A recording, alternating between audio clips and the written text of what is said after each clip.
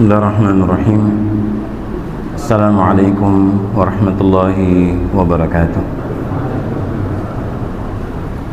Alhamdulillahilladzi allafa baina qulubina wa ja'alna ikhwanan mutahabbina ad-da'ina al-'amilina fi da'wati. Wa asyhadu an la ilaha illallah laysa li fadlihi muntaha wa la madad. Wa asyhadu anna Muhammadan 'abduhu wa rasuluh. Allahumma salli wa sallim ala Muhammad wa ala alihi wa ashabihi wa man tabi'ahum bi ihsan ila yaumiddin. Amma ba'd. Rabbi shrah li sadri wa yassir li amri wahlul 'uqdatam min lisani yafqahu qawli. Puji dan syukur kita panjatkan kepada Allah Subhanahu wa taala yang masih memberikan kesempatan kehidupan kepada kita sampai maghrib ini. Mudah-mudahan Allah Subhanahu wa taala mengampuni dosa kita, mengangkat derajat kita, dan meridai semua amal ibadah kita. Amin ya rabbal alamin.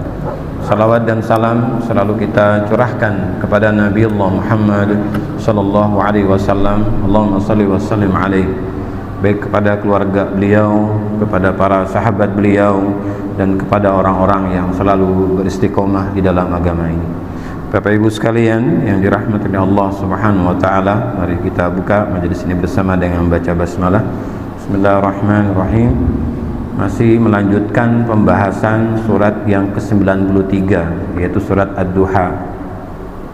Di pekan yang lalu Bapak dan Ibu, kita membahas dari ayat yang pertama sampai ayat yang kedua, di mana Allah Subhanahu wa taala menurunkan surat Ad-Duha itu karena Rasulullah sempat 3 malam tidak tahajud. Kekhawatiran beliau tidak hanya untuk dirinya, tetapi juga kekhawatiran beliau itu juga beliau rasakan bagaimana nanti umatnya yang tidak pernah mau melaksanakan tahajud. Sehingga kekhawatiran beliau itu jangan-jangan amal apapun yang dikerjakan oleh umatnya tidak memasukkan dia ke dalam surga, karena syarat pertama adalah di hadapan Allah sholat tahajud. Tetapi Bapak dan Ibu sekalian, kekhawatiran Rasulullah ini ditepis dengan jawaban Allah Subhanahu wa taala dengan kalimat inna sanurdika fi ummatik. Sesungguhnya aku, kata Allah Subhanahu wa taala, tidak menyia-nyiakan amal ibadah yang dilakukan oleh umatmu walaupun mereka tidak tahajud. Ya, wala nasu'uk, dan tidak gara-gara umatmu aku menjadikan engkau menjadi susah. Artinya Bapak dan Ibu sekalian, Allah menjawab bahwa syarat untuk diterima amal ibadah umatmu itu bukan karena tahajud. Jadi alhamdulillah Bapak dan Ibu, kita terkurangi beban kita di hadapan Allah. Tetapi Bapak dan Ibu sekalian, tetap kita diminta untuk melaksanakan tahajud.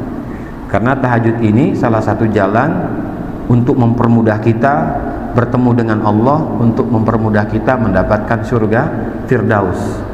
Beberapa kali kita sempat menyebutkan tentang keutamaan daripada tahajud itu sendiri, Bapak dan Ibu sekalian, di dalam Al-Quran. Nah, Bapak dan Ibu yang dirahmati oleh Allah Subhanahu wa taala, maka kita masuk di ayat yang ketiga, ketika Allah mengatakan ma wadda'aka rabbuka wa ma qala. Ya Muhammad, aku tidak meninggalkanmu dan aku tidak membencimu. Artinya Bapak dan Ibu, terbersit di hati Rasulullah itu ketika beliau tidak bisa bangun 3 malam. Ditambah lagi beliau dicaci maki oleh bibi beliau dari pamannya, yaitu Abu Lahab. Ditambah lagi orang-orang Quraisy ingin membunuh beliau. Dan ditambah lagi malaikat Jibril tidak turun selama 3 malam. Seakan-akan bahwa Allah tidak suka lagi dengan dia. Seakan-akan bahwa ujian itu adalah sesuatu kebencian yang dimunculkan oleh Allah Subhanahu wa taala. Padahal tidak seperti itu Bapak dan Ibu. Kata Allah, ma wadda'aka rabbuka wa ma qala. Aku tidak membencimu dan aku tidak meninggalkanmu wahai Muhammad. Artinya Bapak dan Ibu sekalian, kenapa Allah tidak hadirkan malaikat Jibril selama 3 malam? Karena Allah ingin melihat tentang hambanya yang bernama Muhammad. Apakah dia memiliki rasa kekhawatiran tentang umatnya? Apakah dia masih ada ketakutan akan Tuhannya ketika dia tidak melakukan sesuatu yang biasa dia lakukan?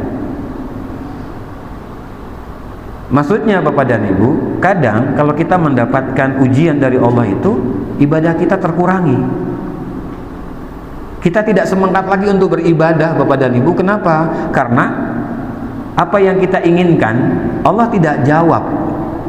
Malah Allah memberikan sesuatu yang berbeda, Pak. Bisa jadi ibadah kita yang selalu kita kerjakan 5 waktu di masjid, itu bisa jadi tidak kita kerjakan di masjid, Pak. Bisa jadi kebiasaan kita sholat tahajud, tapi karena apa yang kita inginkan belum dikabulkan oleh Allah, sehingga akhirnya tahajud kita menjadi malas. Bisa jadi kita kerjakannya bukan setiap biasanya kita lakukan di jam 2, di jam 1, tetapi kita mengerjakannya jam 4 lewat, Bapak dan Ibu sekalian. Mengapa? Pengaruh bagian daripada ujian itu. Sehingga disebutkan oleh Allah di dalam surat ke-47 di ayat yang ke-31 surat Muhammad. Apa kata Allah Subhanahu wa taala? "Walanabluwannakum hatta na'lamal mujahidina minkum was-sabirin." Aku sengaja mengujimu karena aku ingin tahu apakah kamu tetap bersungguh-sungguh kepadaku dan apakah kamu tetap sabar untuk menunggu jawabanku. Itu Bapak dan Ibu sekalian. Jadi Allah sedang melihat kesungguhan kita dalam beribadah kepadanya. Maka kenapa kita diuji, Pak Ibu? Kita pernah menyebutkan di sini bahwa orang yang sukses, orang yang bahagia itu, orang yang beruntung itu adalah orang yang bukan tidak pernah dan tidak akan diberikan ujian. Malah orang yang sukses itu akan lebih banyak ujiannya. Karena untuk mendapatkan kesuksesan itu Bapak dan Ibu membutuhkan apa? Keseriusan. Dan Allah ingin melihat keseriusan kita Bapak dan Ibu sekalian. Maka kalau Allah mengatakan di dalam surat 29 ayat yang kelima, ayat yang keenam, mohon maaf. Ya, ayat yang keenam, "Wa man jahada fa innama yujahidu li nafsi innallaha laghaniyun 'anil alamin." Barang siapa yang bersungguh-sungguh, maka ia akan mendapatkan hasil dari kesungguhannya. Sesungguhnya Allah Maha Kaya dan tidak butuh alam raya ini. Jadi Allah sedang melihat kesungguhan kita Bapak dan Ibu. Apakah ketika kita diuji dengan sesuatu yang tidak nyaman, kita masih dekat dengan Allah? Ibadah kita masih stabil dengan Allah Subhanahu wa taala Bapak dan Ibu, atau sebaliknya malah berkurang? Rawatibnya sudah mulai berkurang, yang 12 jadi hanya 2 rakaat atau 4 rakaat misalnya Bapak dan Ibu. Yang biasanya tahajudnya 11 rakaat sekarang sudah mulai berubah menjadi 2 rakaat, 1 rakaat Bapak dan Ibu witirnya. Yang biasanya puasa Senin Kamis sekarang sudah mulai tidak puasa, Pak. Yang biasanya kalau pagi itu dia bertilawah, dia baca Quran 1 juz, sekarang sudah mulai hanya 5 ayat atau 1 makro Bapak dan Ibu sekalian. Coba kita koreksi Pak Ibu pada diri kita. Apakah kita masih stabil ketika Allah memberikan ujian kepada kita? Pernah disebutkan di sini Bapak dan Ibu, pada dasarnya Allah menguji kita itu adalah menguji apa yang ada di dalam dada kita. Waliyabtaliyallahu ma fi sudurikum waliyumahhisa ma fi qulubikum wallahu alimun bidzatis sudur. Di dalam surat yang ketiga di ayat ke-154.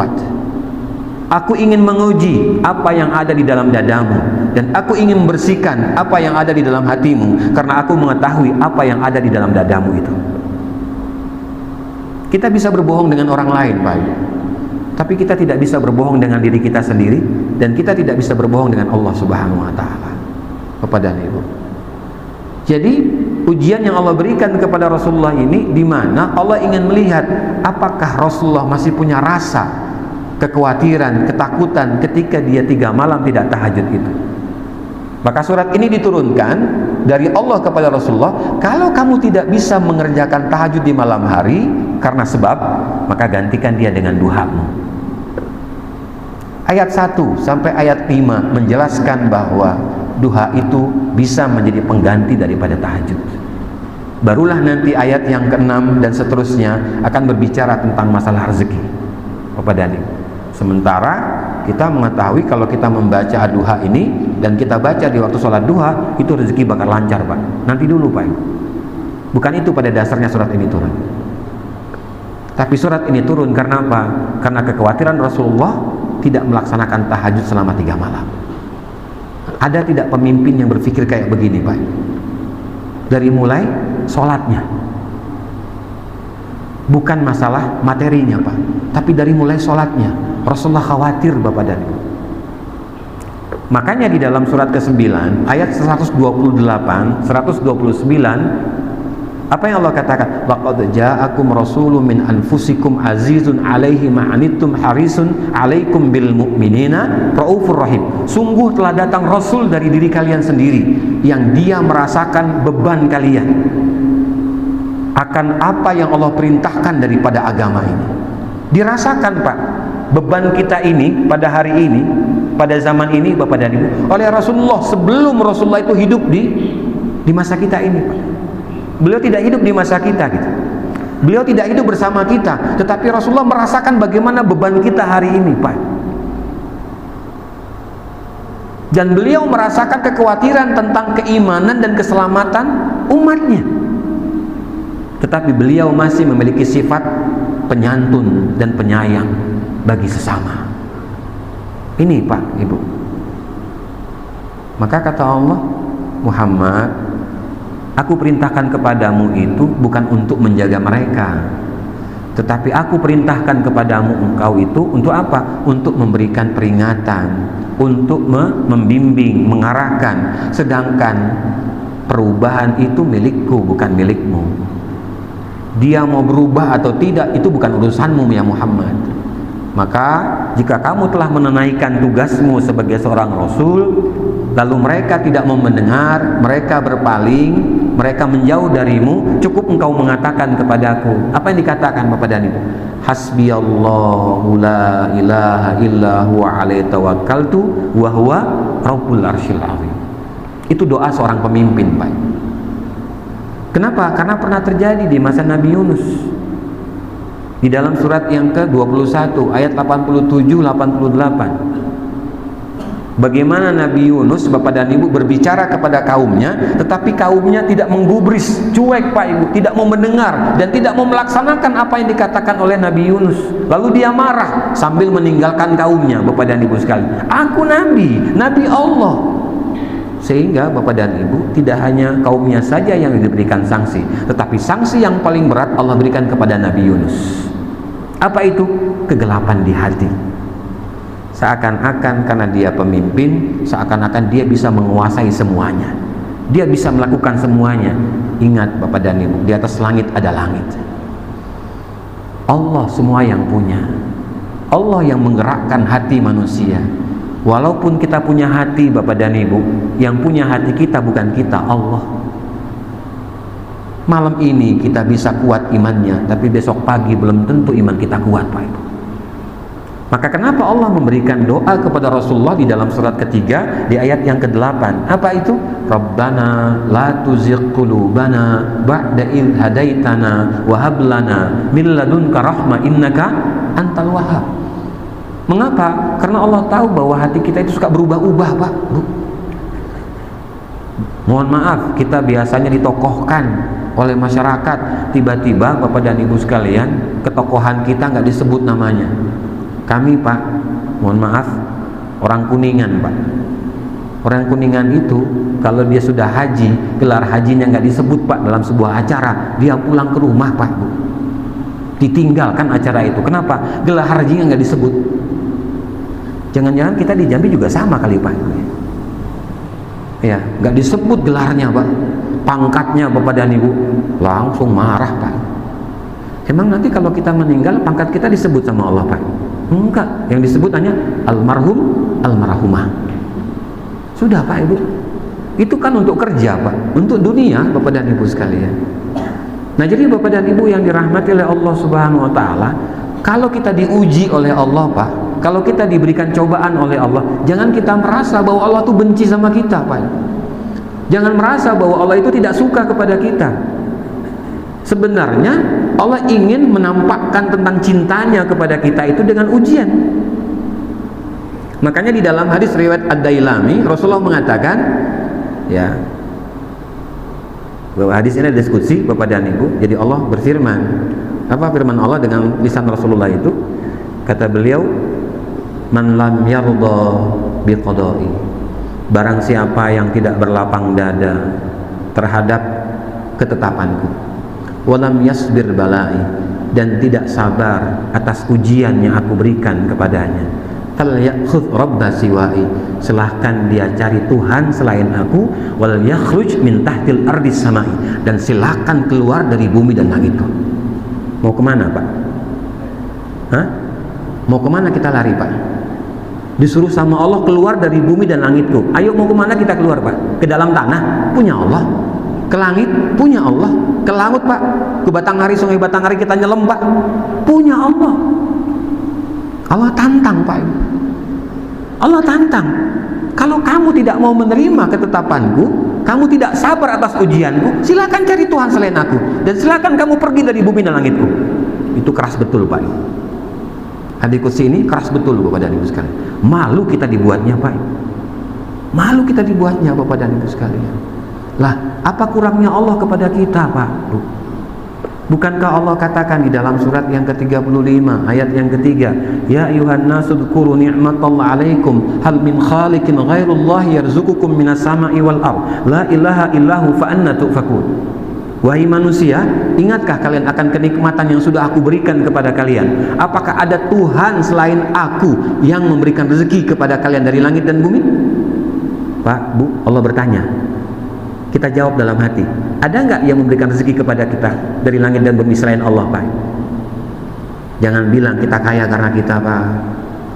Jangan bilang kita pintar karena kita Bapak dan Ibu sekalian. Jangan bilang kita terkenal karena kita Pak. Semua Allah yang ngatur Pak. La ilaha illahu, kata Allah, tiada Tuhan melainkan aku yang menjadikan itu semua. Fa anna tufakun, mengapa kalian jauh dariku? Mengapa kalian berpaling dariku? Kalau bahasa kitanya Bapak dan Ibu, ada salah apa sih aku ini sehingga aku dimusuhi? Kenapa kamu tidak sholat? Kenapa kamu tidak bersedekah? Kenapa kamu tidak berpuasa? Kenapa kamu tidak berzakat? Kenapa kamu tidak melaksanakan perintahku? Apa salahku? Bukankah aku telah memberikan kehidupan kepadamu? Sampai detik ini kamu masih hidup, kamu masih menghirup udara, matamu masih melihat, telingamu masih mendengar. Emang karena kamu kuat tanpaku, kata Allah? Itu Pak.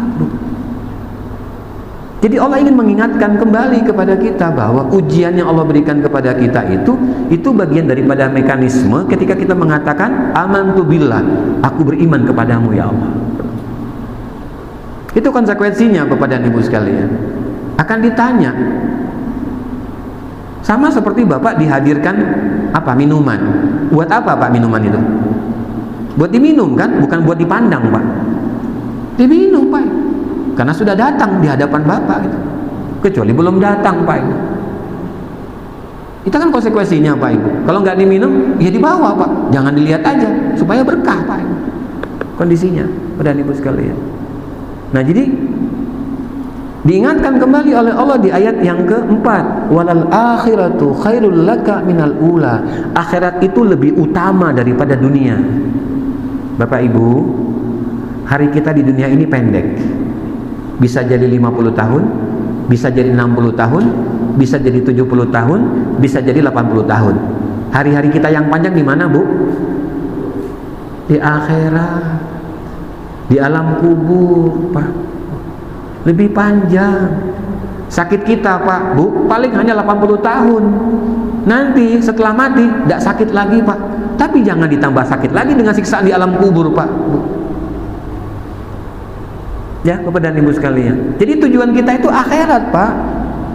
Wabtaghi fima ataqallahu darul akhirah wa la tansa nasibaka minad dunya wa ahsin kama ahsanallahu ilaik. Di dalam surat ke-28 ayat yang ke-77. Carilah karunia yang aku berikan kepada kalian untuk akhirat kalian, tapi jangan kalian lupakan bagian kalian di dunia. Ambil Pak bagian kita Bu di dunia ini. Tapi tujuan kita bukan dunia Pak Ibu, akhirat. Kalau kamu sudah mendapatkan dunia, berbuat baiklah kepada sesama manusia sebagaimana Allah sudah berbuat baik pada dirimu Pak. Itu yang Allah ingatkan Bapak dan Ibu sekalian, kepada Rasulullah dan juga kepada kita Pak, Bu. Sebab tujuan hidup kita ya tadi, ibadah kita ya hanya untuk Allah Pak, bukan untuk manusia Pak. Bukan. Jadi kalau ibadah kita karena manusia, ditolak Pak, Bu. Ditolak. Maka di dalam surat ke-16 di ayat ke-97 Allah katakan, man amalan sholihan min dzakarin aw untha wa huwa mu'min falanuhyiyannahu hayatan thayyibah wa lanajziyannahum ajrahum bi ahsani ma kanu ya'malun. Barang siapa yang berbuat kebaikan, baik laki-laki ataupun wanita, dan diiringi dengan keimanan kepada Allah, maka aku akan memberikan kehidupan yang baik kepadanya, dan aku akan memberikan balasan yang lebih baik daripada apa yang dia kerjakan. Nah, Bapak dan Ibu, kita rasakan betul balasan Allah apa? Sesuatu yang lebih baik. Satu demi satu rumah kita terpenuhi, Pak, dengan barang itu. Satu demi satu apa yang kita hajatkan kepada Allah dikabulkan oleh Allah, Pak. Ya, Bapak dan Ibu sekalian. Kenapa? Karena tadi, Pak Ibu, Allah punya kewajiban kepada kita, tetapi jangan pula kita lupa kita juga punya kewajiban kepada Allah, Pak Ibu. Nah, ini akhirat, Pak. Ya, jangan sampai nanti seperti di dalam surat ke-32 ayat yang ke-12, walau tara idzil mujrimuna nakisu ru'usim 'inda rabbihim rabbana absarna wa sami'na farji'na na'mal sholihan inna muqinun. Apakah kamu tidak melihat orang-orang yang menundukkan wajahnya di hadapan Tuhannya karena malu, lalu mereka berkata kepada Tuhannya, ya Tuhan kami melihat neraka, ya Tuhan kami mendengar jeritan neraka, kembalikan kami sesaat saja ke dunia karena kami yakin bahwa kami bisa berbuat baik. Tidak bisa, Pak. Walau syi'na la'ataina kulla nafsin hudaha walakin haqqal qawlu minni la'amla'anna jahannama minal jinnati wan nasi ajma'in. Kami sudah berikan kesempatan kepadamu dulu di dunia, tetapi kalian tidak mengambilnya, maka aku tidak akan mungkin merubah catatan yang sudah aku catat buat kalian, dan aku penuhi neraka itu dengan jin dan manusia. Fadzuqu bima nasitum liqa'a yaumikum hadza inna nasinakum wa dzuqu adzabal khuldi bima kuntum ta'malun. Rasakan sekarang azabku, siksaanku. Kenapa? Karena kalian melupakan tentang pertemuan dirimu denganku. Itu, Pak. Semua kita kan sedang menunggu kematian. Giliran kita entah kapan, Bapak dan Ibu sekalian. Nah, ini ada orang yang menyesal. Malah sampai di neraka itu Allah katakan di dalam surat ke-63 di ayat ke-10 dan 11. Wa anfiqu mimma razaqnakum min qabli ay ya'tiya ahadakumul mautu fayaqula rabbi laula akhartani ila ajalin qarib fa asaddaqa wa akum minas salihin. Ada amalan bukan seperti sholat, Pak. Kalau sholat itu pahalanya buat kita, kalau kita puasa itu buat kita, kalau kita haji buat kita, Pak. Tapi ada amalan yang sangat besar, dan saking besarnya, Bapak dan Ibu, kita diberikan oleh Allah gelar yang namanya soleh. Dan orang soleh ini dipastikan masuk ke dalam surga Allah tanpa dihisab, Bapak dan Ibu sekalian. Maka di surat 63 ayat yang ke-10 Allah mengatakan, berinfaklah kalian terhadap apa yang sudah aku rezekikan kepada kalian, karena akan datang kematian kepada salah seorang di antara kalian. Lalu setelah dia mati, dia minta kepada Allah, ya Allah, pulangkan kami ke dunia sesaat saja agar kami bersedekah, karena sedekah itu akan menjadikan kami orang yang soleh. Wala yu'akhirallahu nafsan idza jaa ajaluha. Di ayat yang ke-11 di surat ke-63 Allah katakan, apabila ajal telah datang, maka tidak akan bisa ditunda kematian itu. Menyesal, Pak. Kenapa? Hanya gara-gara kepengen sedekah, Pak, minta dikembalikan ke dunia sesaat saja. Kenapa? Rupanya pengaruh sedekah ini sangat besar. Kenapa? Karena amalan yang dilakukan bukan hanya kita saja yang dapat, Pak, orang lain juga dapat. Itu, Bapak dan Ibu sekalian. Jadi sampai ada penyesalan, Pak. Nah, ayat ini sering kita dengar, ayat ini sering kita baca, sampai kita hatamkan Al-Quran, Bapak dan Ibu sekalian. Tapi kenapa tidak tergugah hati kita, Pak? Ada apa? Apa karena kita kurang dekat dengan Allah, Pak? Atau karena kita kurang banyak meminta kepada Allah? Atau kita kurang yakin kepada Allah Subhanahu wa Ta'ala, Bapak dan Ibu, bahwa akhirat itu adalah tujuan hidup kita, Pak? Iya. Apa sih mau yang kita banggakan, Pak? Tidak ada, Pak. Lihatlah wajah kita di cermin, Pak. Bapak semakin tua semakin ganteng, Pak. Kenapa? Goresan di muka itu semakin banyak. Ya kan? Di jenggot, di kepala, Pak, semakin putih. Coba kalau dipertandingkan dengan yang muda, itu jenggot dan kepala Bapak itu bersinar terang di jam 12 siang, Pak. Ya, Bu. Kan lebih ganteng, Pak, daripada dulu waktu masih bujang, Pak. Masya Allah. Tapi ingat, Pak, semangat boleh muda, tetapi sadar umur sudah menua. Waktu kita sudah mulai terkurangi, Pak, Ibu. Ingat bahwa kita akan bertemu dengan Allah satu demi satu. Orang yang kita cintai, orang yang bersama kita sudah tiada, Pak. Dan kita pun juga akan menyusul, Bapak dan Ibu sekalian. Nah, jadi Bapak dan Ibu, ini yang Allah ingatkan. Maka Syekh Adil Ali bin Ali, seorang ulama Irak, menyebutkan dalam kalimat hikmahnya, beliau mengatakan, ikhtiyarallahu laka khairun min ikhtiyaruka li nafsi. Pilihan Allah itu lebih baik bagimu daripada pilihanmu sendiri. Jadi kalau Allah yang memilih, Pak, pasti baik, pasti bagus. Maka ucapan orang yang beriman ketika Allah memilih dia dengan apa yang Allah pilih, di dalam surat yang ketiga di ayat ke-191, Rabbana ma khalaqta hadza batila subhanaka faqina adzabannar. Ya Tuhan kami, Engkau tidak menciptakan sesuatu dalam keadaan sia-sia. Maha suci Engkau ya Allah, jauhkan kami daripada amarah. Kita kan gitu, Pak. Apa yang kita inginkan kepada Allah, lalu Allah memberikan sesuatu yang bukan seperti yang kita inginkan. Apa yang terjadi, Pak Ibu? Marah kita, emosi kita, Pak, nggak mau terima, Pak. Apa sih Allah ini? Nauzubillah, Pak. Allah dimarahi, Pak. Allah dijauhi. Kenapa? Gara-gara apa yang Allah berikan itu berbeda dengan apa yang kita inginkan, Bapak dan Ibu sekalian. Lalu beliau mengatakan yang kedua, Bapak dan Ibu sekalian, Allahu la yuqaddiru syai'an illa li hukmi. Allah itu menetapkan sesuatu, Bapak dan Ibu, bahwa di balik sesuatu itu ada kebaikan. Tidak mungkin Allah mentakdirkan sesuatu pada diri kita, Bapak dan Ibu, di balik itu ada keburukan. Tidak ada, Pak. Buruk itu karena kita, Pak, Bu. Di surat keempat, ayat yang ke-79, Allah mengatakan, ma asabaka min hasanatin faminallah wa ma asabaka min sayiatin famin nafsik. Apa saja yang datang kepadamu dari kebaikan itu semua datang dari Allah, dan apa saja keburukan yang datang pada dirimu karena ulah kamu sendiri, karena dirimu sendiri. Kenapa? Aku sudah memberikan dua jalan kepadamu, jalan yang kanan, jalan yang ke kiri, jalan yang mendaki dan jalan yang lurus, Bapak dan Ibu sekalian. Jalan yang mendaki ini butuh apa? Kesungguhan, Pak. Karena ini jalan menuju surga Allah, menuju janji Allah Subhanahu wa taala, Bapak. Sedangkan jalan yang lurus yang tidak ada godaan, Pak, ini adalah neraka. Maka untuk masuk ke dalam neraka, Bapak dan Ibu, itu tidak sulit. Sangat mudah. Tapi untuk masuk ke dalam surga, ya Allah, Pak, sulit.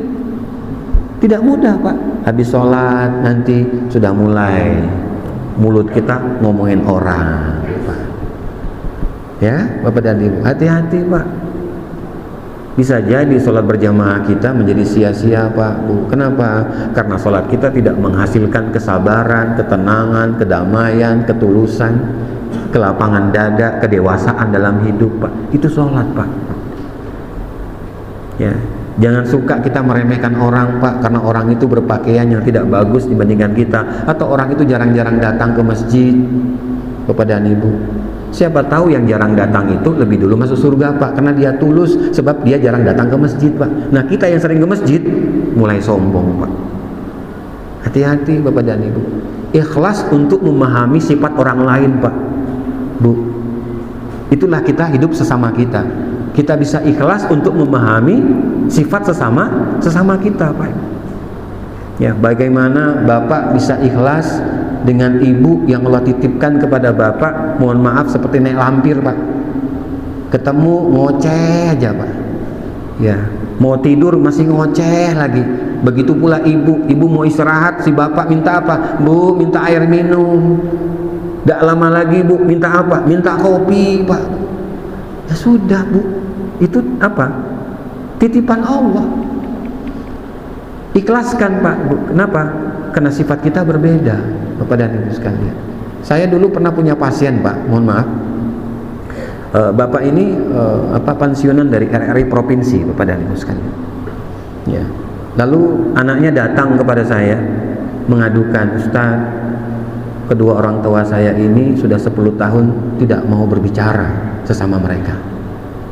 Ya, tinggalnya di Kenali Asam, Pak, dulu. Alasannya apa? Entahlah, Ustaz, alasannya apa gitu. Dan ibu ini 10 tahun tidak pernah mengeluarkan air mata, Pak. Tidak bisa mengeluarkan air mata.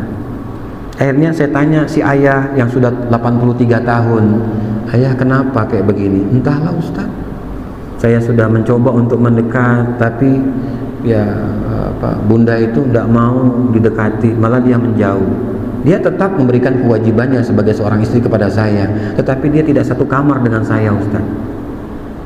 Hati-hati ya Bapak dan Ibu yang sudah ditinggalkan sama anak-anaknya, kenapa sudah menikah, tinggal di rumah berdua. Jangan-jangan tidurnya tidak satu kamar. Ya, jangan-jangan ini Pak.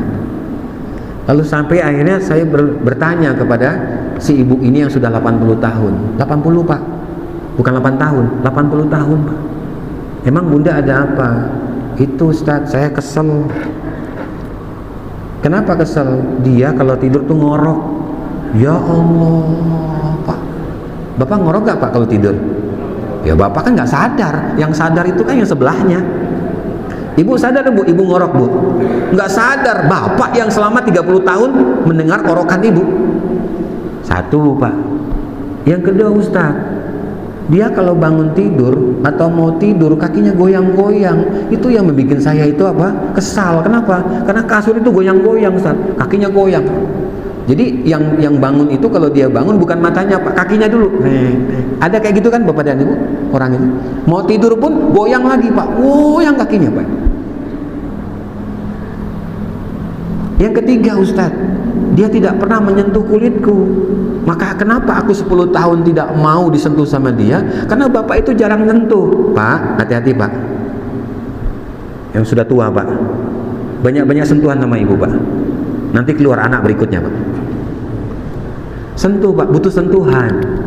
Dan ibu sekalian, terus saya tanya, kenapa nggak dari dulu nenek tanya sebelum menikah tentang kelebihan yang dimiliki oleh si ayah ini? Nggak kepikir Ustaz?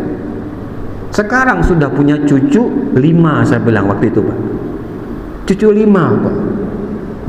Nek, kenapa nenek baru protes sekarang? 10 tahun tidak bisa menangis. Ini karena hati keras, saya bilang gitu. Ya sudahlah. Singkat kata Bapak dan Ibu sekalian, singkat cerita, saya minta si kakek, anak-anak, cucu duduk semua Pak. Mari kita berdoa. Apa doa saya Pak? Ya Allah, masukkanlah kedua orang tua ini ke dalam neraka-Mu ya Allah, karena tidak pantas masuk ke surga-Mu. Jangan Ustaz, kata si nenek. Aku tidak mau masuk neraka. Ya sudah, mau maafkan kakek? Mau Pak. Detik itu juga air mata jatuh Pak. Dengan izin Allah, detik itu si nenek ini bisa menangis Pak. Anaknya Pak sujud syukur dia. Kenapa? Masya Allah Ustaz, sudah 10 tahun nenek tidak pernah bisa menangis. Jadi hati-hati ya Pak, orang yang susah menangis itu kenapa? Karena hatinya keras. Tapi juga jangan Bapak dan Ibu paksakan pakai bawang merah dipoles-poles, pakai balsam, malah tambah sakit nanti Pak Ibu. Maka untuk supaya melembutkan hati kita, perbanyak mengingat Allah, perbanyak mengingat tentang kenikmatan yang sudah Allah berikan kepada kita. Mudah-mudahan Allah melembutkan hati kita.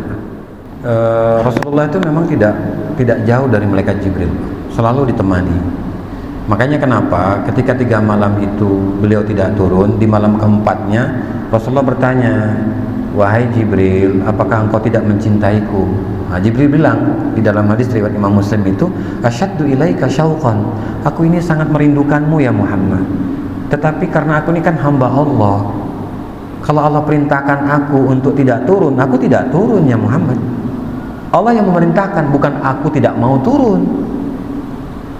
Bapak dan Ibu sekalian, jadi memang Rasulullah ini selalu didampingi sama malaikat Jibril Pak. Kenapa? Karena wahyu masalahnya. Jadi semua perilaku, semua perkataan, perbuatan yang dilakukan oleh Rasulullah SAW itu tidak akan pernah jauh daripada Al-Quran Pak. Maka kenapa Aisyah mengatakan khuluqu Al-Quran, ini akhlaknya Al-Quran. Jadi orang yang Al-Quran yang berjalan Pak.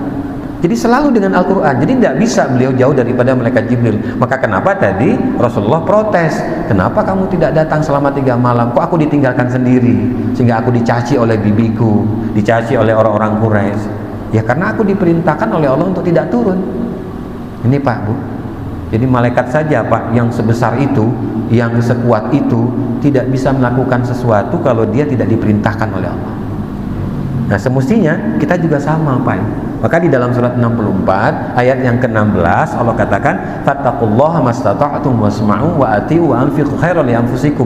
Bertakwalah kamu kepadaku kata Allah semampu kamu, tapi dengarkan aku, taati aku, dan berinfak yang terbaik untuk dirimu. Ini Bapak dan Ibu. Jadi kalau masalah perintah, masalah kewajiban kata Allah semampu kamu.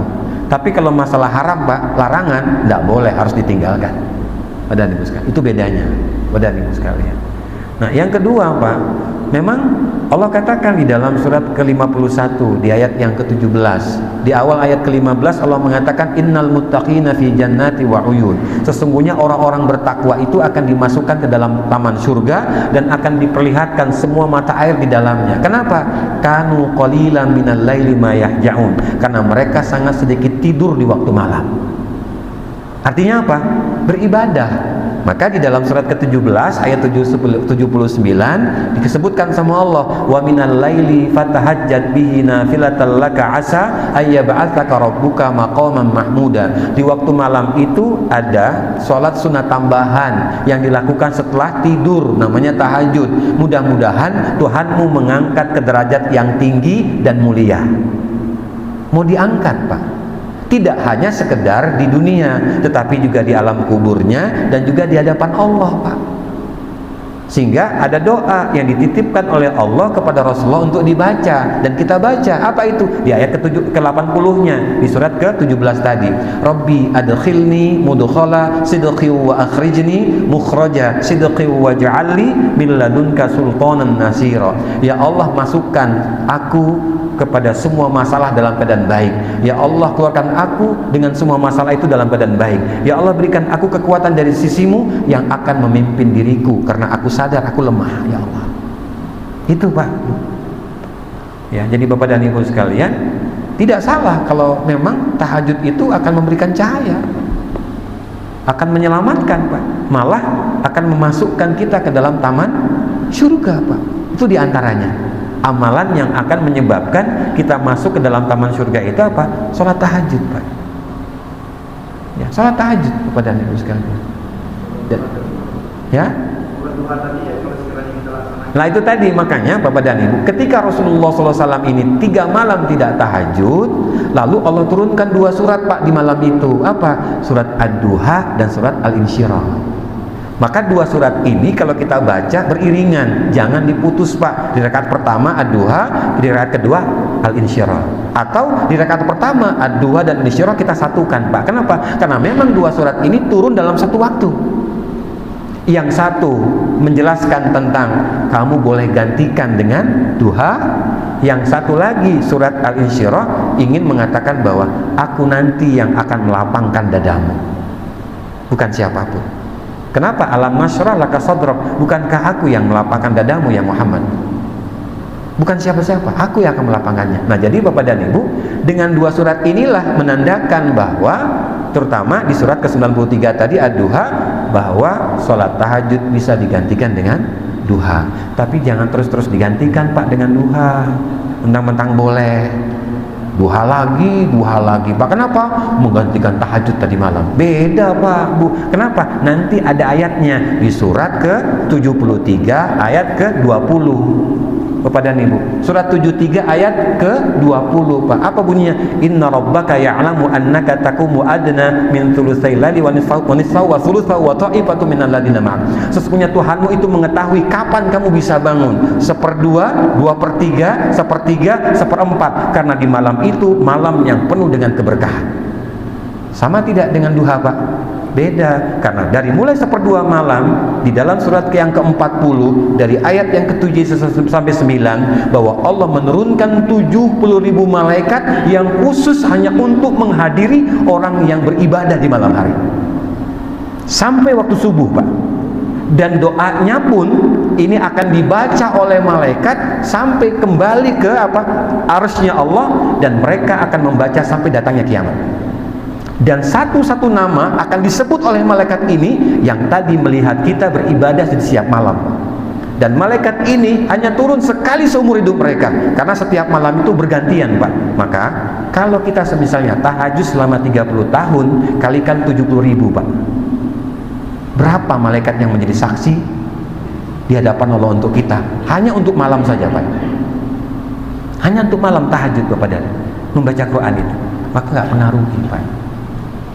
Tapi waktu jualah yang tidak memungkinkan Bapak dan Ibu, sehingga harus berhenti, Pak. Insya Allah di waktu berikutnya mudah-mudahan Allah pertemukan kita kembali kepada Ibu sekalian. Subhanakallahumma wa bihamdika asyhadu an la ilaha illa anta astaghfiruka wa atubu ilaik. Afa minkum. Wassalamualaikum warahmatullahi wabarakatuh.